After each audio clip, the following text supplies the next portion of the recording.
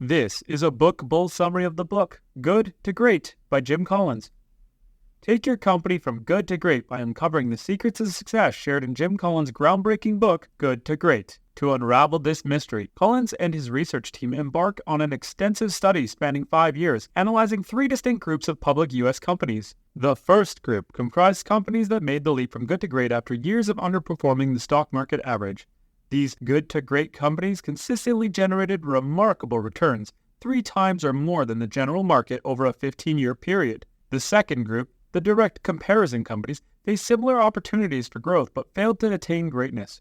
Meanwhile, the third group, the unsustained comparison companies, experienced a fleeting taste of success before regressing to levels significantly below the stock market average. Collins and his team meticulously examined thousands of press articles and conducted extensive executive interviews, uncovering the distinctive strategies and practices that propelled good to great companies to remarkable heights. Join us on this journey as we delve into the key insights and principles from good to great that can revolutionize your business and help you unlock its true potential.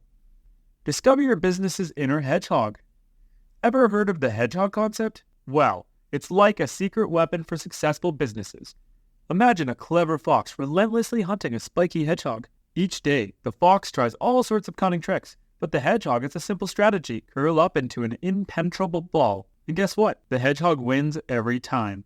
Likewise, good to great companies discover their own hedgehog concept by answering 3 crucial questions. What can we be best at? What are we passionate about? What economic indicators should we focus on? After years of reflection and discussion, these companies uncover their unique hedgehog concept. From that moment on, every decision they make aligns with this concept, leading to success. The hedgehog concept is about self-awareness, staying true to your identity as a company, and having a clear goal. By pondering and answering these questions, you can grow with focus rather than randomly wandering in different directions. In a nutshell, it's all about simplicity. Finding your hedgehog concept gives you a clear path to follow. The power of tiny steps. Success isn't an overnight phenomenon. It's the result of countless small pushes in the right direction. Take a closer look at successful companies, and you'll find that their transformation is often a gradual process. There's no grand slogan, flashy launch event, or change program. Instead, it's the accumulation of incremental improvements that drives them forward. Imagine Nucor, a struggling steel manufacturer in 1965. They realized their advantage lay in mini mills, a cheaper and more flexible method of steel production. They started with 1 mini mill, gained customers, built another, and continued this pattern. CEO Ken Iverson understood that by consistently pushing in the same direction, they could become the most profitable steel company in the U.S. It wasn't easy or quick, but after over 2 decades of unwavering dedication, Nucor achieved their goal.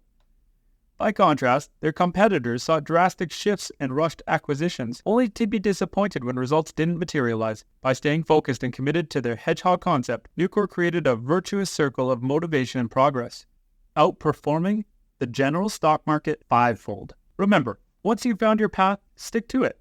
That's the key to achieving real results. Embracing technology as a catalyst, not a destination.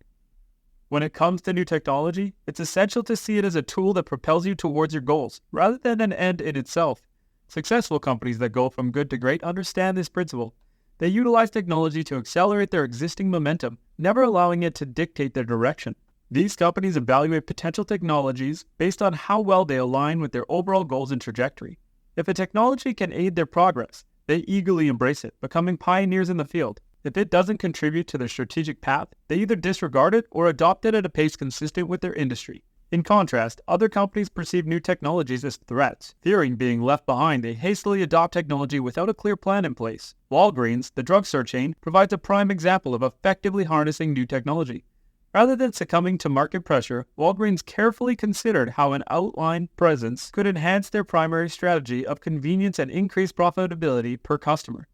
The launch of Walgreens.com, with features like online prescriptions, not only revitalized the company, but also doubled its stock price within a year, while a competitor like Drugstore.com lost significant value in the same time period. If you're finding this video to be enjoyable, show your support by liking it and subscribing to my channel for even more fantastic content.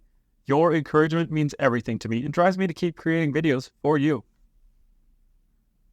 The power of Level 5 leadership, transforming good to great. Company leadership plays a critical role in the journey from good to great, as revealed by Collins' research. Level 5 leaders emerge as the linchpin during this transformative process. These exceptional individuals possess not only exceptional skills as individuals, team members, and managers, but also an unwavering commitment to achieving outstanding results that extend beyond their tenure. Surprisingly, they exhibit remarkable humility. Unlike ego-driven counterparts, level 5 leaders remain modest and unpretentious. They willingly share credit for their company's accomplishments and take accountability for any setbacks. Recognizing the value of a strong team, they actively support and uplift their colleagues. Truly great companies are built upon the foundation laid by these extraordinary leaders. Consider Darwin Smith, who propelled Kimberly-Clark to global prominence in paper-based consumer goods. Smith had deliberately avoided projecting himself as a hero or celebrity, preferring simplicity in his attire and finding solace in working on his farm alongside plumbers and electricians. In contrast, comparison companies often suffer from CEOs with inflated egos, resulting in hindered long-term success. Their lack of succession planning becomes evident through shallow management teams. Stanley Galt, the notorious CEO of Rubbermaid, left a legacy that led to the company's downfall and eventually acquisition by a competitor within mere 5 years, building greatness through the right people. Dick Cooley, former CEO of Wells Fargo, recognized the importance of assembling a team of exceptional individuals. Despite facing industry changes, he believed that the right people would find a way to thrive. This strategy paid off, earning Wells Fargo high praise for its management team from Warren Buffett. Good to great companies prioritize character traits over professional abilities when hiring. They focus on training and nurturing employees while cultivating an environment that rewards hard work and weeds out those who are not aligned with the company's values. In top management, people either commit for the long term or seek opportunities elsewhere. Good to great companies never settle for the wrong person. Even in challenging circumstances, they strive to hire as many right people as possible, even without specific roles in mind. If they realize they made a wrong hire, they take swift action by either parting ways or finding a more suitable position. Delaying the resolution of personnel issues only frustrates the rest of the organization, so it's crucial to address them promptly. The Stockdale paradox and the path to success. Success requires facing reality head-on while maintaining unwavering faith. Good to great companies embody the Stockdale paradox, inspired by Admiral Stockdale's resilience during the Vietnam War. Despite enduring brutal torture as a prisoner in the Hanoi Hilton, Stockdale never lost faith in his eventual freedom, even without knowing when or if it would come. Similarly, successful companies confront the harsh realities they face while holding on to their belief in ultimate triumph. They navigate stiff competition and radical regulatory changes without succumbing to defeatism. In fact, they view these challenges as opportunities to excel. Take the example of Procter & Gamble's invasion into the paper-based goods market.